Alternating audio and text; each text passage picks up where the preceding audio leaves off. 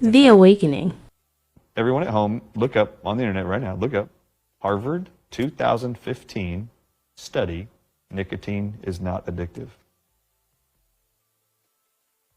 So they do an animal study with nicotine. They want to know just how potent of an addictive substance is nicotine in 2015. And they can't get any of the animals to be addicted to strict nicotine. And then Harvard submits FOIA requests of the federal government to find out how did the tobacco giants make their products addictive if nicotine isn't the addictive substance? Because we've all been lied to. Harvard figured it out in 2015. They get the documents from the 1970s and 80s. The tobacco giants at that point started to make what they called light cigarettes. And they couldn't get anybody to rebuy them because they weren't addicted to them. They weren't addictive enough. So but they had nicotine in them. Yeah, they had nicotine in them. So what was the difference between those and other ones? Yeah, so they just reduced the amount of tobacco product in these cigarettes, however they did it. Maybe they made them smaller to make them lighter. Who knows? I didn't even get that far. I didn't even care because what was revealed was the magic. They hired chemists to come in and actually tell them, how do we make our tobacco products addictive? Because people aren't buying it. This is in the 70s. And chemists go, well, it'll be easy. If you just add a chemical called pyrazines to the nicotine and to the tobacco plant, everybody will be addicted to it. How do you spell that? Pyrazines. They add two products to enhance flavor profiles and aromas, and they are super addictive. In fact, Harvard published that the pyrazines are what create the dependency for all tobacco products, including nicotine. Let me just recap for a second. Nicotine isn't addictive. Right. Harvard proved it in 2015. Right. In the 70s, the industry basically hired chemists to figure out how to make it addictive to sell more. Yes. That's when they introduced pyrazines into the equation. Yes. And that's what makes cigarettes addictive today. Yes. And then they lied to all of you and said tobacco products cause cancer. Oh my God, we've heard that too. Oh my God. Wait. It's crazy. One question. There are those cautions on cigarette boxes today. I think it's by law. It is. Where it says caution. Nicotine is an addictive substance. Stay away from it, blah, blah, blah, blah, blah. If Harvard proved what they proved in 2015, how is that on the box? That's true, right? I have the same question for the COVID-19 vaccines. How do they still say they're safe and effective? Fair enough. We live in a messed up world. I got it. So I guess you're just free to label whatever you want, I guess, and lie to everybody in the whole world. I guess people will just get away with that crap. I have no idea how they do this. All right, so they told you also that tobacco and nicotine are also carcinogens that cause cancer, lung cancer. Did you know that right now on the FDA's website, they list that they have approved 600 chemicals to be added to tobacco cigarettes and tobacco snuff that are synthetically man-manufactured chemicals? 600.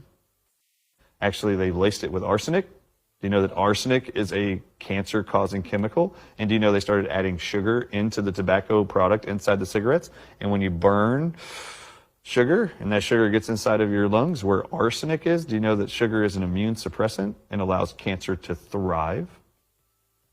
So you cannot trust the entire narrative you're hearing about tobacco. And this is going to get way worse than you think about just venom being in plasmids causing COVID and then these vaccines, because you're going to realize just how far they will go to lie to all of us, to make us sick, diseased. It's awful in the perspective of tobacco and nicotine. So when I say nicotine's not addictive, in January of this year, Jason Shurka, there's a published paper. They collected people from around the world who had a myriad of what they compiled were 21 total long hauler COVID symptoms that people had to be having still for a year and a half after having COVID, unrelated to the vaccines. This year, January 2023, they want to cure them of their symptoms finally, after exhausting all of the measures, medication, supplements, rehab. Some of those symptoms are these. So think about this at home, people. At all? Do they struggle with any cognitive impairment at all? Do they struggle with any motor deficit, which is the inability to take a deep breath? Are they challenged breathing-wise? Are you seeing people in your life walking upstairs and having to stand there to catch their breath still 2 years later after having a mild case of COVID? Do you know anybody who's struggling with tachycardia, arrhythmias, or palpitations, chest pains at all since having COVID? Do you know anybody that you love at home? And just, the reason why I'm doing this, 37% of all people worldwide who had any COVID are reporting these symptoms right now. Wow. So if you don't know somebody, it's because you're not going outside, or you don't call anybody, or you're a hermit. So when I say, do you know any of these people? You should. Do you know anybody who did not have diabetes and then got a mild case of COVID and now has been diagnosed with diabetes? That's one of the criteria. Do you know anybody who did not have high blood pressure before they got COVID? A year ago, 2 years ago, and now have been diagnosed with high blood pressure and are now on high blood pressure drugs for life? Do you know those people? Do you know anybody now struggling with insomnia since having a mild case of COVID? Do you know every single one of those symptoms is actually caused by snake venom? All of them. And do you know that this study in January of 2023, did you know that they actually said, we are going to do a treatment with these people still struggling for a year and a half, that nothing else has freed you of your symptoms, and we're going to ask you to do one thing and one thing only for 6 days only.